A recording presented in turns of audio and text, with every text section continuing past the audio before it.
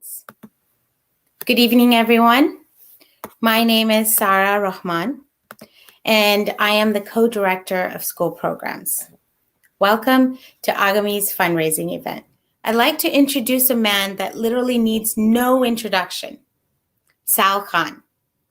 He has been instrumental in changing the face of education and transforming how students learn in Bangladesh.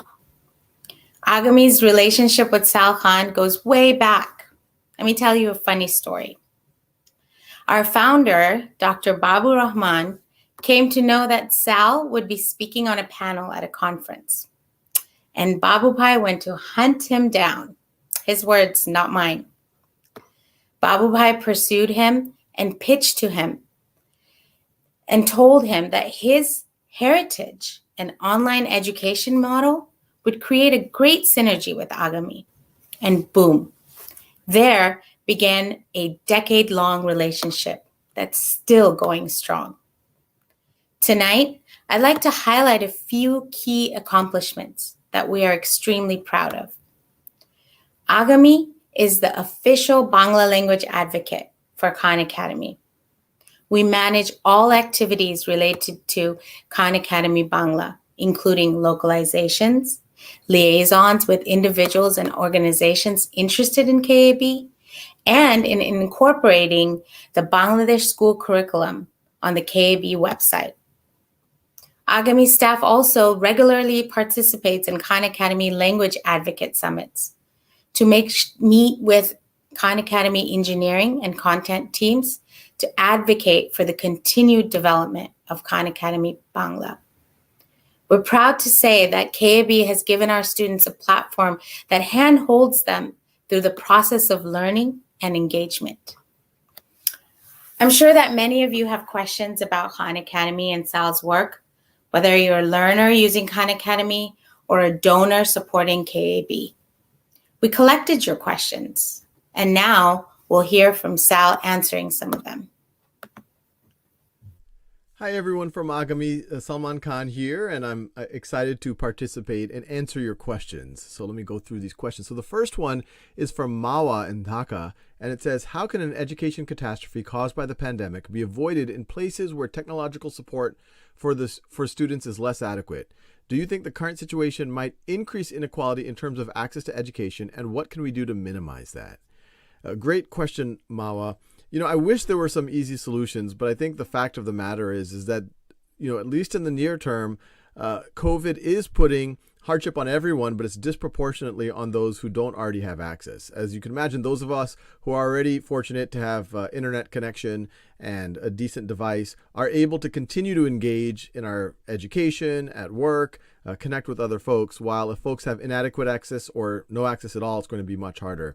So we're trying to do what we can to partner with philanthropists, with governments, with corporations, to be able to give as many people access as possible. But I do worry, especially in places like Bangladesh, but really around the world, even in the US, we're seeing 20, 30, 40, 50% of kids not being able to engage as they need to in their education. So I do fear that this coming year, you're going to see a widening gap. Now, if there is a silver lining, and it's that in the medium term, longer term, it's making more people seriously look at the digital divide as a way to address inequity, at least on the education lens. I'd argue at the economic lens as well. So I wish I had an easier solution. Obviously, Khan Academy and Agami, we're working to get world-class material to as many students as possible, but that is predicated on some type of device access. There are some offline solutions, but it's ideal when it's interactive and it's online. So we're just going to have to keep working together on this problem. See, the second question, what is a good option to introduce a teacher and his or her students to Khan Academy who have no prior knowledge of online education? This is from Rifat in Dhaka. A great question, Rifat. I think is ask the teacher to take a look at it, make them realize that this could be something that makes their lives easier. Teachers around the world are overworked and have a lot to do. And so for them to adopt a new thing, it has to really speak to, hey, it's going to take a little bit of a learning curve, a little bit of investment, but it's actually going to help them save time. They can use it for assignments, so things like Khan Academy, where their students can get as much practice and feedback. And, every teacher knows that all of their kids have all sorts of gaps in their knowledge. They're all ready to learn at different paces. And so tools like Khan Academy can really help teachers meet all of their different students wherever they are. Also, teachers wish they had a teaching assistant who can always be there to help the individual needs of the student, even when the teacher's not around, at home or during holidays. And once again, that's where tools like Khan Academy are really, really valuable. So, the more that you can go out there, support them, if you're in a position to do so, say, hey, I'm going to be here to help you if you have any questions, but I really think this can help move the dial. And, a lot of teachers, it's also helpful for just another view on how to even deliver some of the material so that they can better reach their students. See, the third question, how's COVID-19 pandemic changing children's schooling worldwide? Do you think some of these changes are here to stay beyond the crisis? What role, if any, is Khan Academy playing in this environment? This is from Abu in San Jose. So, there's things that we've been talking about at Khan Academy for many years, that learning should not be bound by time or space, that we now have the opportunity to really personalize to the needs of a student. That was always the ideal, but 50 years ago, it's very hard for a teacher by themselves to individualize or personalize for 30 students or 40 students. But now with help from technology, and once again, I would never suggest technology somehow replace the teacher. If the technology can help the teacher, then maybe we can better cater to the individual needs of students. Teachers can have better data and act on it. Now, COVID's been forcing this issue. Obviously, during COVID, we can't be in person, and that's been suboptimal, to be very clear. But it's made people realize that we have to come up with mechanisms so that where someone is or what time it is shouldn't be the gating factor for whether or not they can learn. And I believe that some of that is going to transcend past COVID. It's tough on a lot of educators, but a whole generation of educators globally have thrown into the deep end of the pool on distance learning, on technology. And so going out of COVID, there's going to be less of an activation energy. There's going to be less inertia. So people are more willing to try these things. I think COVID, because of, unfortunately, some of what I talked about before, there's always a divergence. Some kids are learning while some kids are getting disengaged. It's going to be even wider this year. That might put even a higher priority coming out of COVID on continuing to do personalization, because continuing to just have everyone move lockstep, even if they're not ready for it or even if they're ready to move ahead, is going to do even more disservice if kids are at a wide spectrum of kids. If you're trying to cater to this kid, you're going to have to hold this kid back, or if you're trying to cater to that kid, you're not going to be able to bring that student along. And so that's where I hope that tools like Khan Academy can be useful. So from Shayla in San Jose, in addition to leading Khan Academy as an organization, how much time do you get these days to do hands-on work with educational content? Well, Shayla, a great question. I actually try to spend a lot of time. That's kind of where I derive my energy from. So I continue to make video content on Khan Academy. I have an effort called schoolhouse.world that pairs students who want free tutoring with people who are willing to give that tutoring. And I often go on schoolhouse.world and I tutor sessions myself. It keeps me close to understanding, it kind of reminds me of when I used to tutor my cousins when Khan Academy started. But it makes sure that I don't get disconnected from understanding how students think and really empathizing also with the role of a teacher. So as much as possible, I like to do that very much hands-on work. So question number 5, this is from Hassan in New York. You have family roots with Bangla and Bangladesh. The children of Agami and in general, the underprivileged children of Bangladesh are going through a very tough time during the pandemic. What would be your message for these children? My message is it's a tough time. Globally, it's a tough time for everyone. And it's especially a tough time if you're having economic hardship at home, if you don't have suitable connectivity to stay connected, not just with your education in school, but also with friends and family. So this is going to be difficult. But the silver lining is, as we get through this, some of the muscles that you as a student are going to have to exercise right now, where you're going to have to take more ownership over your learning, a little bit more independence.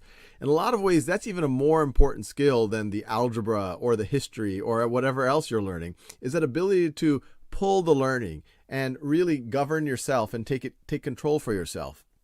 And we talked about things like access to the internet and devices, but even on a cell phone, if you can tap into Khan Academy, put in 20, 30 minutes a day, especially in math and science, and we're trying to add other subjects as we go, I'm confident that you can fill in any gaps you have and you can go above and beyond what the expectations are for you, and you can become really confident in math and science, and then really the world is open to you.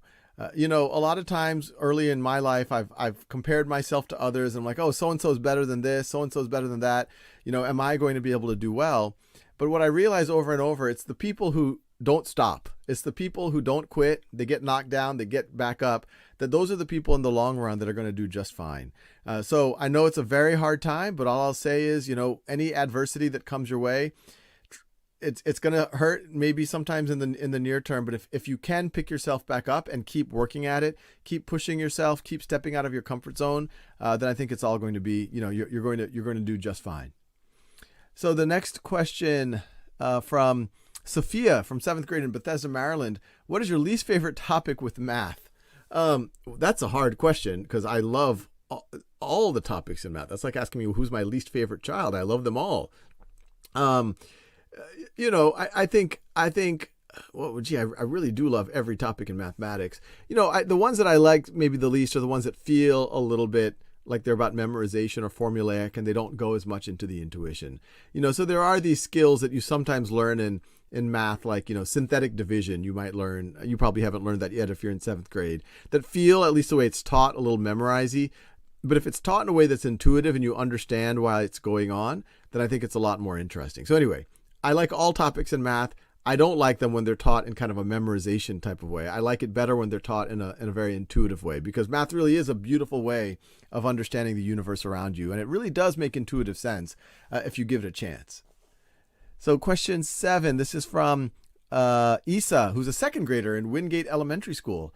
How can you make 2nd grade math practice more interactive and fun? I love practicing the challenge quizzes to increase my mastery point. It is a fun incentive. Well, it's a good question, Isa. I know our kindergarten, 1st and 2nd grade content, it doesn't have as many of the bells and whistles as I would like, and I definitely want to add more, and we love having your feedback. But we're working on it. We're trying to make more game mechanics, more badges, more points, so that you hopefully find it more engaging. Khan Academy Kids, which is an app for early learners, is also another place that's actually more interactive. You're probably a little bit too old for that. Right now, that goes from the pre-K through 1st grade standards. We're trying to add 2nd grade, but by that time, you'll be on to 3rd grade. But we're working on it, but thanks a bunch for the feedback. So anyway, I'm really happy to talk to all of y'all. Real honor. I think the work that Agami is doing in Bangladesh is incredibly powerful. Obviously, my family comes from and is mostly in Bangladesh, so it's a very dear part of what I hope the impact of Khan Academy in partnership with groups like Agami can do, because there's so many people in Bangladesh who need this type of help, and I think if you just give them a little bit, they're going to be off to the races. They will be able to change the world.